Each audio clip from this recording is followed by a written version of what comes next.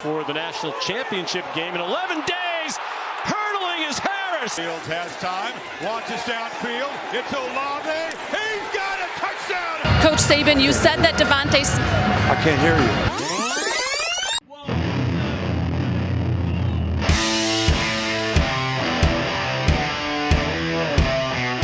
you. You are listening to The Review on the OSG Sports Podcasting Network.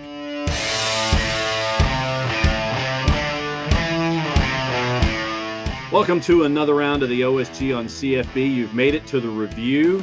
John here, Wilkie there, and others are running errands and actually doing like real world stuff where Wilkie and I are sitting here and we're sitting there going, hey man, we're watching football. So we're doing real world stuff. It's just, Sunday's our day to kind of kick back and get prepared for the week. True. And so with the big week that was, we'll get you caught up on everything that made our list of what is going on in this or any other world of college football. And now, all right, so you want to start obviously with the CFP semis, because I know that there's a road that I want to go down with one of these four schools, specifically when we get to that game. But I guess let's just take it chronologically. And the 4 o'clock game, Eastern time, there was a late score that was significant for some, but not for others, that created a cover, but not necessarily a surprise. Bama got the win. Design roll to the right on 1st and goal, and he throws to the pylon, and it is caught. Well, the way the game unfolded was exactly kind of how I expected it, because I thought this was going to be a similar type of game as the ACC championship game was between Clemson and Notre Dame, and it was. When you've got Mac Jones, who's just clicking on all cylinders right now, and all those offensive weapons, Najee Harris was just a man, as was the rest of the Alabama offensive weaponry. You just saw this coming. Notre Dame, while they played really well, and as I said throughout the season, Notre Dame looked like a complete team out there.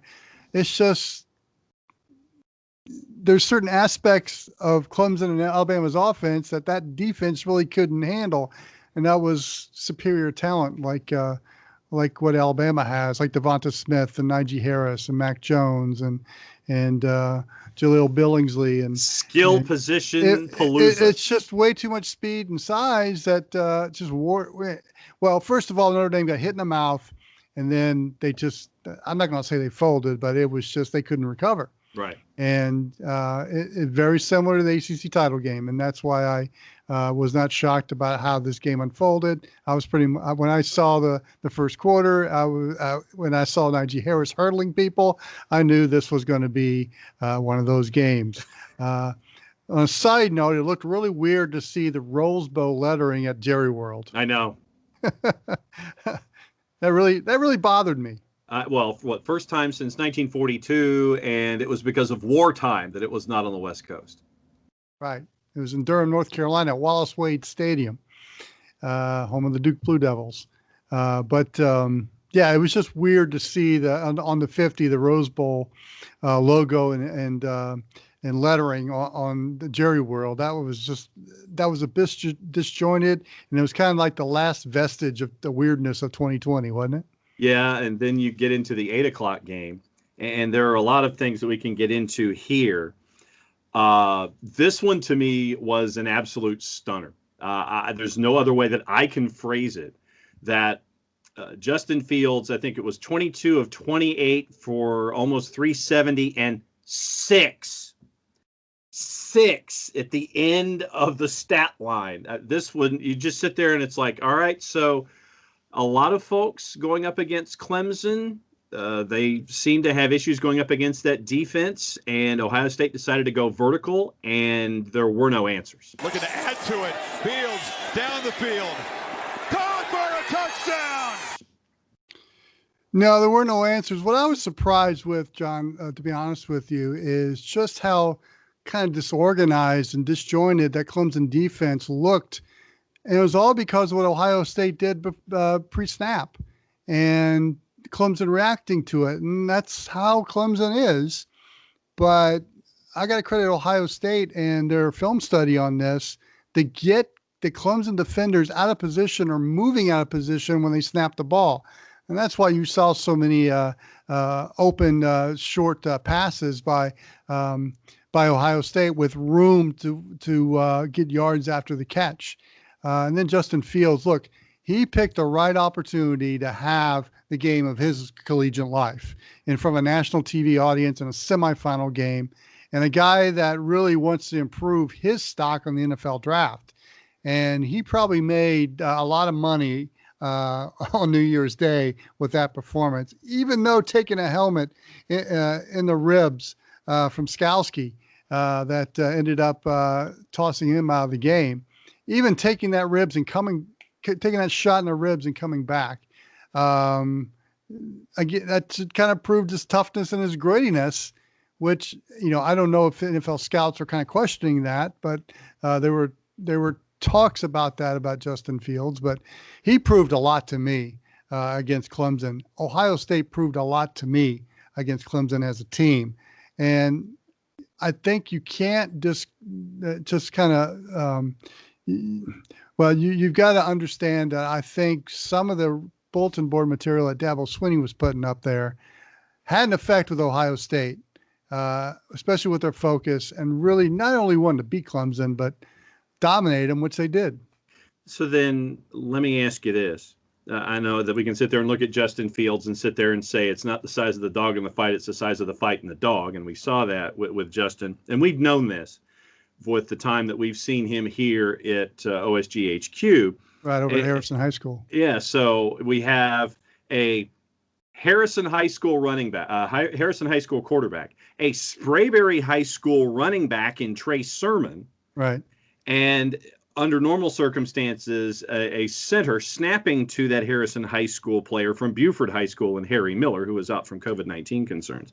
So, we're not one to toot our own horns here when it comes to the state of Georgia in recruiting, but toot. Yeah. But the thing that bugged me the most was when the injury occurred to Justin Fields, and it comes out after the fact that apparently the Ohio State University training staff and medical personnel didn't diagnose Justin Fields with anything, basically just put him back out there. And for me, I think that this opens a door, not now, but it's information for later that really could create some issues when it comes to medical personnel in key games. And you have an injury like this where Justin Fields is not 100%. And the main fact of the matter is that they chose not to diagnose him and treat an injury, which I'm sure is probably something along the lines of Novocaine tape or what have you. But I think that this opens a dangerous door down the road. Well, there's no way of knowing, too, what went on in the heat of battle either. If that was Justin Fields saying, hey, I want to get out there, and the medical personnel acquiescing to his request. So it's hard for me to comment or even offer. I'm looking for a Ryan Day quote. So filibuster for a second. Okay, but it's hard for me to comment on something like that. Well, I'm not sure if Skalski needed to be tossed out of the game for targeting, although he did lower his head, but that seemed like more of a reaction to the tackle. And I thought that the shoulder got there first anyway. I did too. And, this poses a question of the targeting rule in college football. Look, as an Arkansas Razorback guy, I saw 2 false targeting calls being called in Arkansas that involved the shoulders. And even with the slow-mo technology we have now, it was still determined they were targeting. And, it's really hard because guys are taught to square up, keep your head up, and lunge and wrap. And sometimes you're protecting your head and lowering your head to protect yourself. And I just think, and I think I don't think all the boxes were checked as far as targeting there. And I think that's one aspect of college football has got to get right instead of changing the goal, moving the goalpost, pardon the pun, on that rule during a game. I think we need to either relax it or call it by the book. And I was kind of troubled with that ejection. But all in all, look, Ohio State did everything right in this game. I doubted them because I didn't think they played enough games. And when they had big games, I didn't think they played well. They let Indiana get back in the game. They had a pretty good performance against Northwestern, but Northwestern was really staying with them. And so it was hard to judge where Ohio State was and whether they deserved to be in the playoff. And I'm sure with all they've heard about Big Ten and not playing enough games and the conference kind of giving them a helping hand to get into the conference championship game, kind of skirting the rules a little bit, hearing all that talk and then all the being just piled on by Dabo Swinney as well. I think that had a big effect on the game as well in preparation. They were focused. They wanted to prove something to a national TV audience in prime time, and I think they did that. And the Alabama-Ohio State matchup, I know we'll talk about that a little later, but that really intrigues me right now. And the comments that I'm looking for, basically it was along the lines of, and I'm paraphrasing, that Ryan Day didn't know what was wrong with Justin Fields, and then just asked about it later. He said, "I can tell you, he's just a really tough kid, heart of a lion, got to play 30 more minutes." So the biggest thing for me, it's like, okay, so did you not know? Did you not want to know? And that for me is where I'm looking at it for Ryan Day and Justin Fields, and keep an eye out for this. What do you want to bet that the Jets come chasing after both of them? Yeah, I think they will. I mean, I could say, and probably more the Jaguars than the Jets because they got the number one pick. But again, Justin Fields just helped himself. He put himself in that equation for the top pick for the Jags. And it's really Jacksonville's choice now to whether they want to go with which Georgia native quarterback they want to go with. Do you want to go with the skill set that Justin Fields has, or do you want to go? And this was my follow-up question. Do you go with Justin Fields or Trevor Lawrence now because of the day that Justin Fields had against Trevor Lawrence? Well, Justin Fields has the luxury of playing one more game against Alabama. And if he has a performance against a Tide like he had against Clemson, win or lose, now you've got some decisions to make. Trevor Lawrence to me is NFL ready. He's played in big games all his career. He's done well. Yes, he's lost the last two postseason games he's played in. But he's got a national championship under his belt. He's got all the tools to be a great NFL quarterback. Justin Fields is kind of showing that he has a very similar skill set. Does he have that championship pedigree? I think that's the only thing that's really missing from Justin Fields. And if they get it done against Alabama, he'll have that box checked. So, it's really, what direction does your professional team want to go in? And the thing is Doug Marrone going to be the head coach?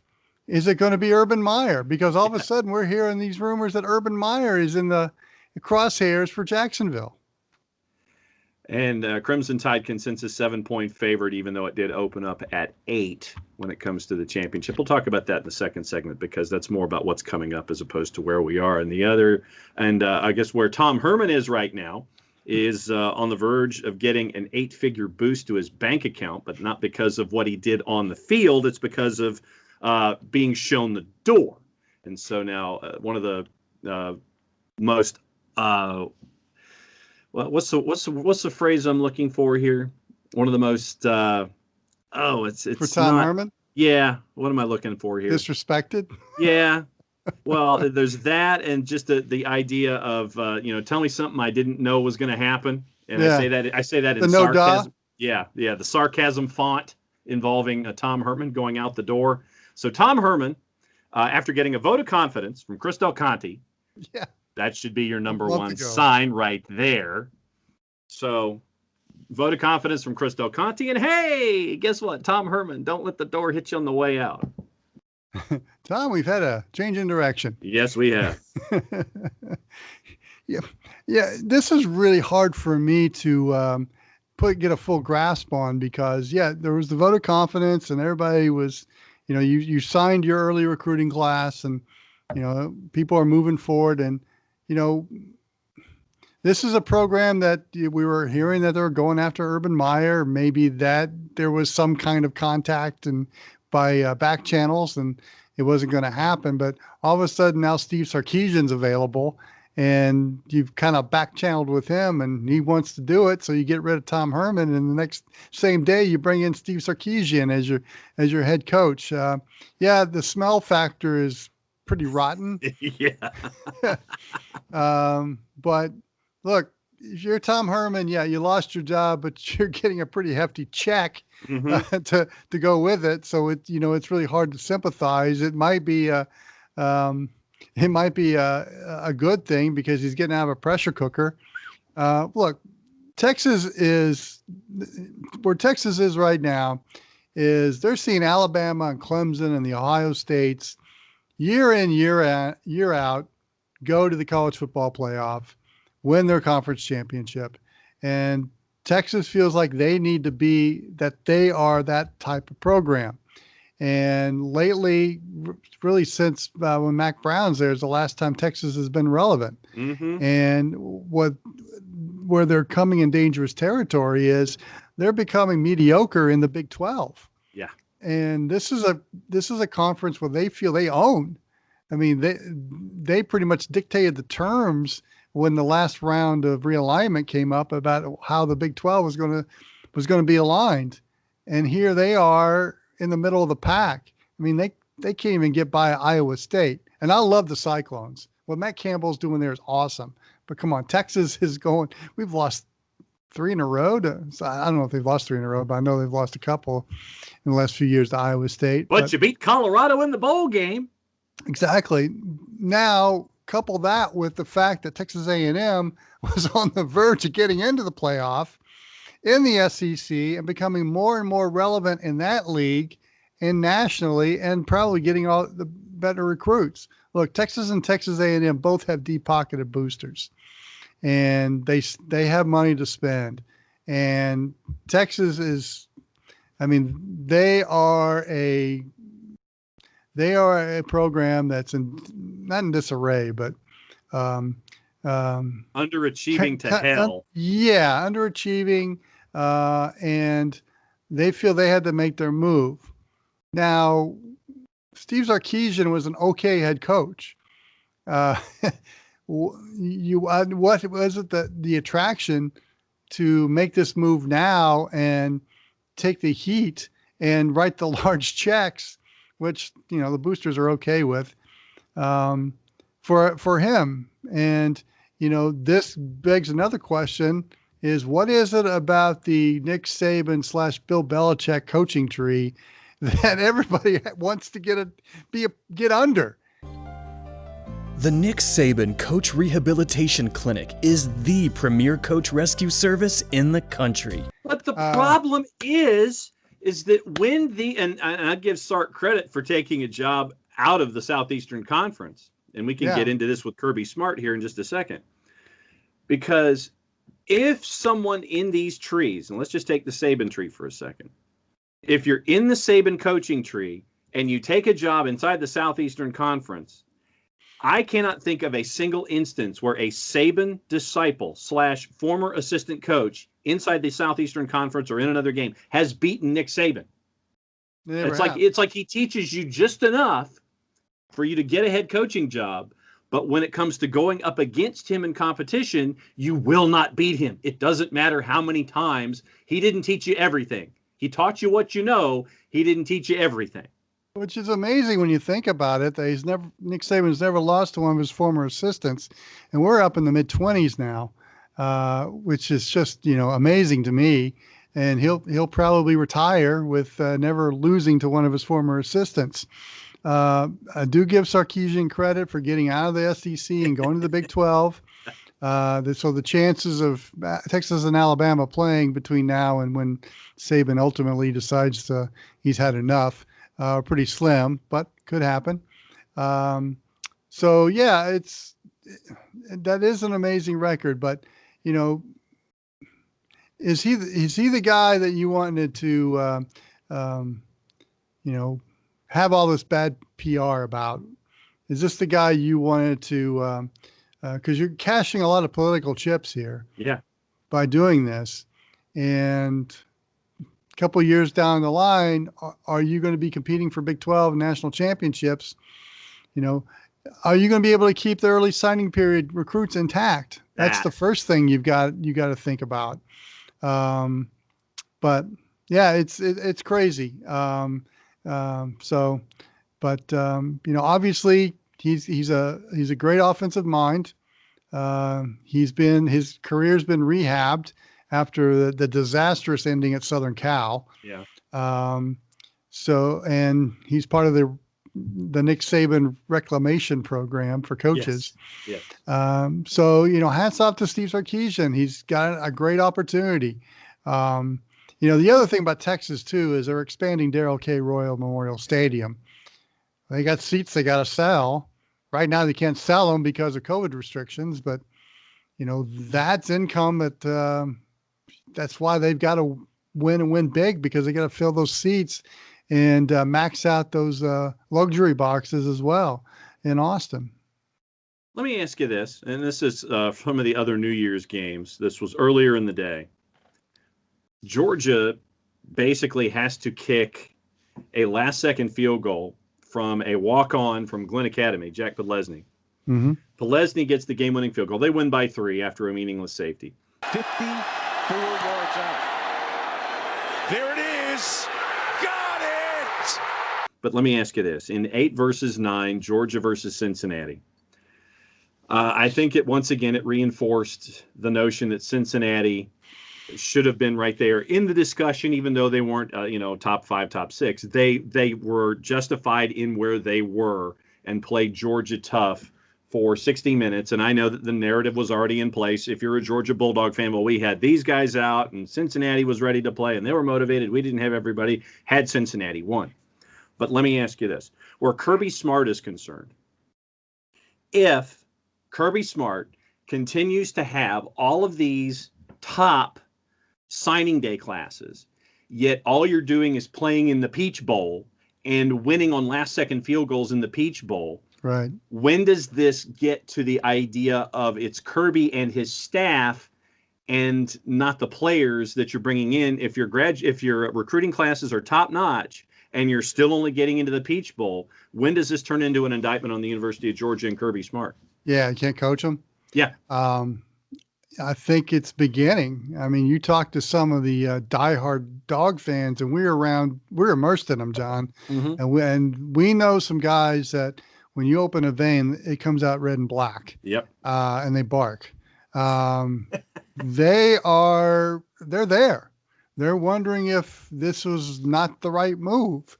Obviously, it was Mark Richter's time had pretty much run its course. And Kirby Smart was the native son coming back from the Nick Saban coaching tree to save the dogs. And what did you do? You got him in the championship game. And, I'm just wondering, had Georgia won that national title game at Mercedes-Benz Stadium in downtown Atlanta, probably the narrative would be a lot different. And that program would probably be not necessarily replacing Alabama in the college football playoff, but they would be there. So when you look back at that game and losing it in overtime like that, that really tended kind of put some wind out of the sails of Georgia. And it's just, they just haven't lived up to those expectations. This year was the quarterback issue. There's always some mind-numbing loss that's involved, and that's happened to other programs too. Clemson had to buck that trend to get where they are right now. Dabo Swinney had time to get there. It's just, is the fan base and the boosters and the people that write the large checks. And don't forget, Greg McGarity is no longer the athletic director at Georgia. Right. They have an interim now as they search for a new one. That's going to play into it too. So it's when the ticket sales start getting affected and booster clubs are starting to woof a little bit. I think the tide has turned in that direction, John. I think from the people outside the Georgia borders, they don't see that. We do. We're immersed in this, and I think that we're in the beginnings of that. It's just, can they turn the tide? Nicely done with the SEC reference there, using the other school about where you want to be. That's Wilkie. I'm Nelly. He's at Jay Wilkerson 16. I'm at OSG Nelson. This is the OSG on CFB. It's the review. Hang out with us on your favorite podcatcher. Like us, save us. So each and every time that you end up with a new episode of folks like us, you'll know when it is. You can listen. You can watch on the YouTube channel and see all the post-production that Phil puts into these things every single week. Don't forget to like, friend, be a part of the conversation on all of our social media platforms, on Facebook at OSG Sports and on Twitter at OSG Sports as well, at OSG Phil, at OSG JDub, and us too on Twitter. That's it for the A. We come back for the B. We'll talk about the other bowl games that happened January 2nd, some other things going on, the ACC not doing well in the overall, and some other stuff that's going on around at the college campuses. You're listening to The Review. You're watching The Review on the OSG Sports Podcasting Network. The OSG app is up and running on your Android or iPhone. Install the OSG app and listen to our podcast from college football, soccer, and lacrosse. What are you waiting for? Download the OSG app today. If you've been hurt in a car wreck, contact my friend Steve Apolinski of Apolinski & Associates. He's been representing individuals for over 30 years throughout Georgia and Alabama. Email him at steve@aa-legal.com or call him 24/7 at 404-377-9191. The initial consultation is free. We know that every driver is different, and a one-size policy does not fit all. That's why Country Financial offers a variety of discounts, so you get the coverage you need and the savings you deserve. From good driver to good student, multi-policy to multi-car, we've got a discount to suit every driver. Call Jason Wright at 678-568-6871 today to see what you could save. On Facebook at Jason Wright Agency, or by phone at 678-568-6871. Discounts vary by state. Policies issued by Country Mutual Insurance Company, Country Preferred Insurance Company, or Country Casualty Insurance Company, Bloomington, Illinois. It's a bold strategy, Cotton. Let's see if it pays off for him.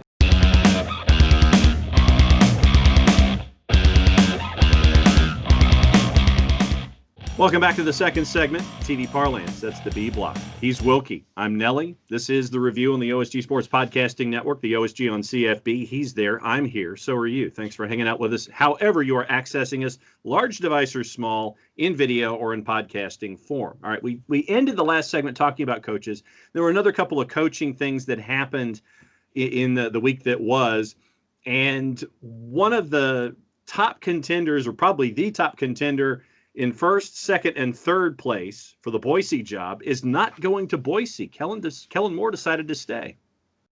Yeah, he decided to stay with the Dallas Cowboys. And, quite honestly, I don't blame him. Yeah.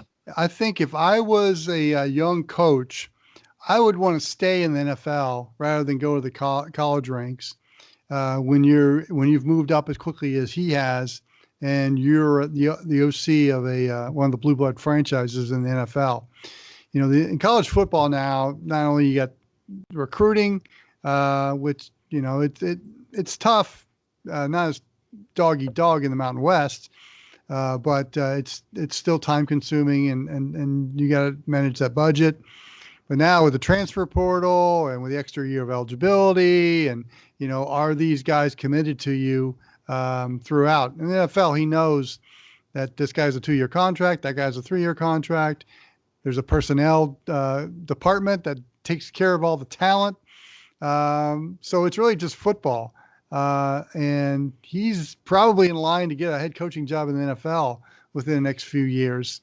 So I think it's a wise decision by Kellen Moore. He's buttering his bread in the National Football League, and I would stay there. And I think he made a good decision.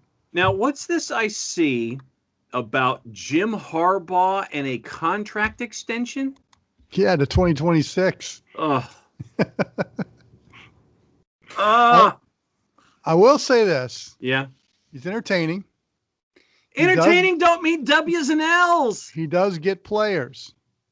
And we've seen what Michigan can't do with them. There you go. I know Don Brown has left as defensive coordinator, so there's going to be probably a lot of changes on his staff. So it's really phase one of making changes in Michigan football. But I think we all knew this was going to be a one-off for Harbaugh. He was not going to be let go because of the COVID circumstances. I think we all recognize that from the get-go. But the extension is a little bit of a shock. I think the buyout's probably too much for Michigan to stomach right now. True. And there's, with the shutdowns in the state of Michigan, I don't know if the booster base can afford to write those large checks. So, and the other thing too is, who's Michigan going to get? I mean, it's not like the program has dipped or in their status. That's not a great job. It is. It's just, does anybody want it right now? Really? You're kind of walking into a mess. You're walking into a fractured fan base. Then don't forget. I mean, Jim Harbaugh is kind of the last of the Bo Schembechler guys out there, of the Michigan men that are head coaches, and I think that still carries some weight in Michigan, like it or not. So I think there was a realization of who are you going to get and can we afford the buyout? And other than this year, they weren't really, I mean, they weren't having 4 and 6 seasons or 3 and 8 or those type of years. They were going to bowl games. You weren't Penn State, basically, is what you're saying. Yeah. But they weren't winning Big Ten championships. They weren't beating Michigan State, and they weren't beating Ohio State. Yeah. So that's what really has to change. Also, speaking of new deals, Lane Kiffin got an innovative. He was listed as being innovative by Ole Miss, and so Lane Kiffin gets a new deal at Ole Miss, although he just kind of showed up. So I don't know what you can do for a new deal when you just walked in the door. True. But, he's really revived the fan base and revived Ole Miss football. He's made it fun. Yeah. I don't know if we're talking about this. They didn't have the type of game they had against Alabama. True. I know they lost, but they put Alabama, had them against the wall and let them go. So he's bringing some value to Ole Miss. He's bringing some cachet to that program, and similar to what they thought Mike Leach was going to do at Stark Vegas, and that's kind of not happening. Not happening. Yes, exactly. Those are the words I'm looking for. But I mean, I think it's the right thing for Ole Miss to do. They've caught lightning in a bottle in a way. But let's see what happens at year 3, year 4. Because Lane Kiffin is a taste that kind of gets bitter after a while. And does he have staying power? And that's really what's been lacking in his coaching career. 4 years, and this is the initial part of the deal. And apparently, according to state of Mississippi law, if you are a university employee, you cannot be under a contract any longer than 4 years. So he initially signs a deal 4 years at 16.2. And the way that it's supposed to go, you get a base salary, and the way it was supposed to go, you're getting a $100,000 increase every year in the deal. But you apparently in the state of Mississippi, you can only be a university employee in 4-year increments. So I guess that's why they felt compelled to rework it when it came to Lane Kiffin's deal. And speaking of Lane Kiffin, getting into the other bowl games from the 2nd of of January, the Saturday where we got to see a lot of stuff going on, they knocked off Indiana. So, I mean, I guess that's the way to celebrate the idea of possibly getting a contract extension, knocking off Indiana, and Indiana's season ends the way that they didn't want it to. No, but this is the biggest bowl game Indiana's played in since the Rose Bowl in '67. So, they, good for Indiana. I now Tyler Freifo, Walt Fillier, had a huge game for the Hoosiers. Incidentally, he's from Tampa, so he was playing from his hometown, in his hometown. But Ole Miss was came ready to play. Matt Corral was really good. 30 of 44, 342 and 2, yeah. So they were motivated. Indiana was motivated. It turned out to be a really entertaining game in the fourth quarter with the Indiana comeback.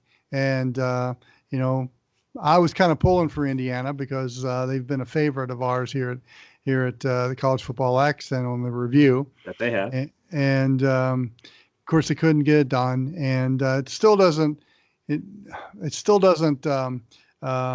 ruin what kind of season they had. I mean, they fought some adversity. They lost Michael Penix Jr. for the year with an ACL injury, and they still were able to play at a high level.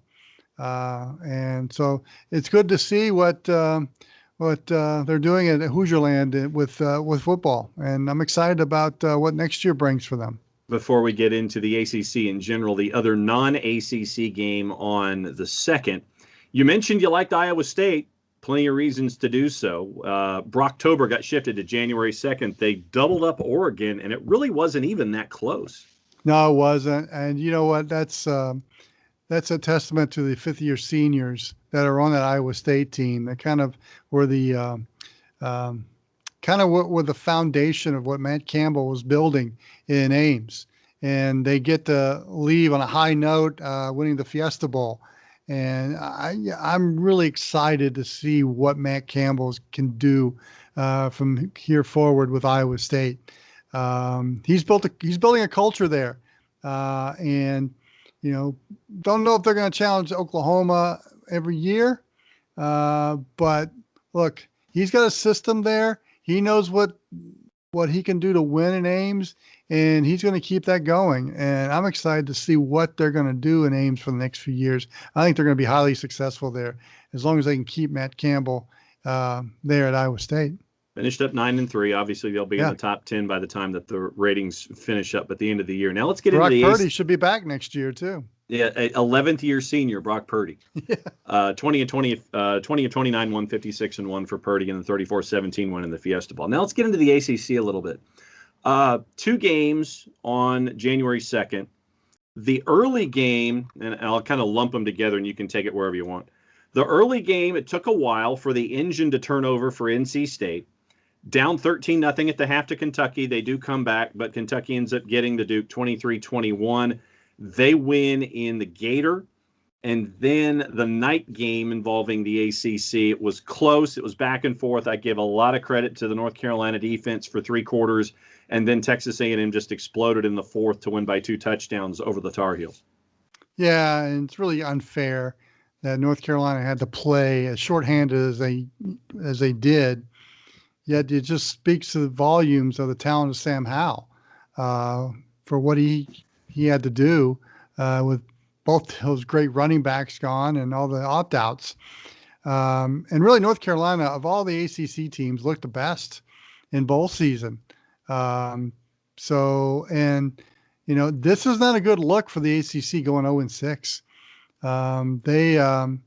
They're celebrating having 2 teams in the national in the semifinals, the CFB semifinals, and that didn't work out so well. And bowl season was just really bad a bad look for the ACC. And it kind of shows what we all have known about this league is, the depth of quality players just aren't there, and quality programs just aren't there. And then when you have some of your top programs your perceived talk programs struggling. I'm going to leave out the school I'm thinking about right now because I don't need another filibuster from Mr. Nelson there. Oh, no. But that hurts. That hurts. And so, with the new commissioner coming in, it's going to be interesting to see where that focus is, because since the first realignment of the ACC back in the early 2000s, the sole focus of that conference has been bringing their football profile up with the SECs and the Big Tens. And for a while, they've been able to do that. But really, since FSU won that national championship, with the exception of Clemson, it's just, and that was really kind of the top of the ACC then as far as depth and players and programs, but it is starting to slide a little bit. And an 0-6 performance in the bowls is really not a good look for the ACC. And to couple that, you have Miami, who is a program that carries a lot of cachet. You have great news about De'Aaron King coming back. And what does he do? Blows out his ACL in the bowl game against Oklahoma State in the Cheez-It Bowl. And I think that just kind of throws more dirt on the ACC heading into next season. So the perception of the league going into 2021 is going to be kind of somewhat checkered, especially with a new commissioner coming in. Where's that focus going to be? What direction is football going to be? And is the quality coaches that they've been able to attract, will they still be able to attract those coaches? That's I think that's what we need to look out for in the ACC. You mentioned the Cheez-It result with Miami. The other result, Wake had a 14-0 lead after one against Wisconsin in the Duke's Mayo Bowl. Wisconsin outscores them 42-14 the rest of the way to finish their season 4-3. Wake finishes up at 4-5. And I know. Now, didn't you love it when? Then when they broke the trophy. Oh, well, yeah, when they broke the trophy. What I was referring to is when in the Cheez-It Bowl, when Mike Gundy got dunked on by Cheez-Its. Well, and I was waiting for coaches to get dunked on by Mayo. Yeah, me too. It's like, all right, so a big jug of mayonnaise coming down. I mean, think about what you could do in bowl games if you could do stuff like that. We've seen in the past French fries in Boise in the Idaho potato, which I thought was fantastic. I actually like that, and I'm scrolling down the others. The Gator Bowl would be kind of deadly. Yeah, Gator Bowl would be pretty deadly. Camellia, it'd be kind of a soft landing with flowers, just kind of see all these flowers come out of a... Rose Bowl the same way. Yeah. Let's see. Lending Tree would be a bunch of paperwork. Cotton Bowl would be kind of... Yeah, Cotton Bowl would be just another soft dunking. Once again... PlayStation? FBC Mortgage Cure would be more paperwork coming out of a cooler. What would Liberty be? See now if that's a bell, if it's either, if you'd get in trouble with the bell. Go ring the bell. Yeah. See, put the bell over the coach's head, and then you ring the bell on the side. You sit there and you clang it with his head inside the bell casing. Sugar Bowl can be kind of sweet. Yeah. Union Home Mortgage Gasparilla would be more paperwork coming out, as with the guaranteed rate. Outback. See now that. Dunked on by steaks. Or Bloomin' Onion. Oh, Bloomin' Onion. Yes. You get Bloomin' Onion, Caesar salad, or steak. I think that would actually be pretty cool. And by the way, with Ole Miss winning, you get a free Bloomin' Onion meal. There you go. Valero. See, the Valero Alamo Bowl. Valero. Dunked on by gasoline. No, yeah, but you don't want that, though. You don't want that. For the pinstripe, it'd be a bunch of hats. We know this, considering, it come out of there. Yeah, you got Mayo, you got the Cotton. I don't know what Armed Forces. The Lockheed Martin. But you get thrown out of a plane. You get thrown out of an F-16 at low altitude. Let's see. I don't know what TransPerfect is, so I can't help Music City unless somebody just takes a guitar and just hits a note right in your ear. OfferPad. I guess you'd have OfferPads come out of the cooler in the Arizona. Sticky notes? Yeah, I guess that would I be guess you'd stick them on your coach, I guess. I don't know. AutoZone. What would happen there? Wrenches? Batteries? Yeah, batteries, wrenches. Yeah, stuff that wiper fluid. Yeah, see that that kind of stuff. Or just maybe just the wipers themselves come out, and you're hit with a bunch of auto equipment. See now the Sun Bowl. This one would have been good. Frosted Flakes. That's right. Frosted Flakes. That would have been awesome. With a guy in a Tony the Tiger outfit. Of course. Doing the dunking. Yeah. See, and now with the Chick-fil-A Peach Bowl, you'd get hit with both sandwiches and peaches, I guess. Yeah. That's right. One bucket full of peaches, another one full of chicken sandwiches. Yep. One with the Chick-fil-A cow. Uh-huh.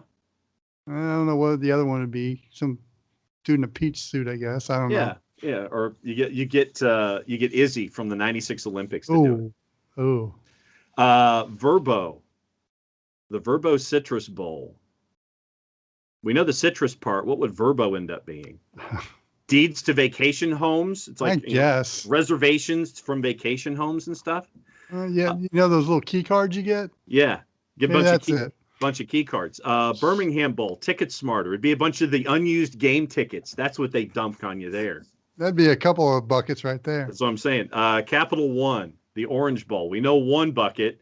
The Capital One bucket, it would be a bunch of credit cards, maybe? Yeah, credit cards, yeah. Yeah, PlayStation Fiesta. That one might hurt.